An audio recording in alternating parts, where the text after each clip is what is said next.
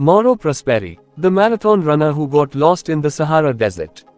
The Marathon des Sables, the toughest race on earth. The Marathon des Sables is a grueling 250-kilometer, 155-mile ultramarathon through the Sahara Desert, known as the toughest foot race on earth. Runners must carry their own supplies, food, sleeping bags, and survival gear, while race officials provide strictly rationed water at checkpoints. In April 1994, Mauro Prosperi, a 39-year-old Italian police officer, entered the race with a competitive spirit, aiming to finish among the top contenders. A seasoned runner, he had trained extensively and was confident in his endurance. Days 1 to 3, a strong start. Mauro ran with remarkable stamina in the first 3 days, covering over 100 kilometers, 62 miles. He stayed within the leading pack, carefully rationing his food, dried meat, biscuits, and dates. The extreme heat was relentless, often exceeding 50 degrees Celsius, 122 degrees Fahrenheit, but Mauro felt prepared and in control. By the end of day 3, he was ahead of many competitors. He spent the night resting at a checkpoint, unaware that the worst ordeal of his life was about to begin. Day 4, the sandstorm that changed everything. The next morning, Mauro continued strong, but by midday, the wind picked up. Within moments, a massive sandstorm swept across the desert. Visibility dropped to zero as sand filled the air. Race officials advised runners to stop and take cover, but Mauro, fearing he'd lose his position, kept running. The storm raged for 8 hours, and by the time it settled, he was completely lost. When he looked around, there were no race markings, no runners, no checkpoints, only endless dunes stretching in every direction. Day 5. The harsh reality sets in. At first, Mauro remained calm and logical. Using his compass, he tried to walk in what he believed was the right direction. He had 1.5 liters of water left, but dehydration set in quickly. The Sahara is deceptive, with no landmarks, it was impossible to gauge distance. By nightfall, he dug a small trench in the sand to protect himself from the cold desert winds. Mauro didn't panic, he had been trained for survival and believed he would find help soon. Day 6, searching for water and shelter. Mauro's water supply dwindled fast. By midday, the thirst became unbearable. He saw hills in the distance and walked toward them, convinced they led to a village. His hallucinations began, he saw mirages of towns and rivers, but every time he got closer, they vanished. As the sun set, he stumbled upon an abandoned Muslim shrine, Marabout. Grateful for shade, he collapsed inside. Searching desperately for anything edible, he found only old bird bones and dried eggshells.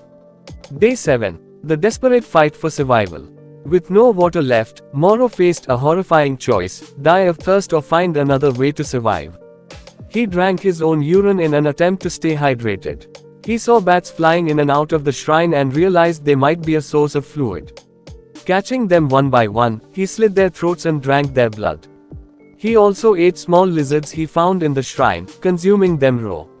This primal survival mode kept him alive, but his body was weakening dangerously fast. Day 8. The body begins to shut down.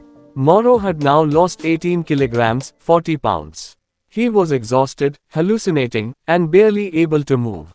He started licking the morning dew off rocks for moisture. His skin cracked from the extreme heat, and his lips were swollen.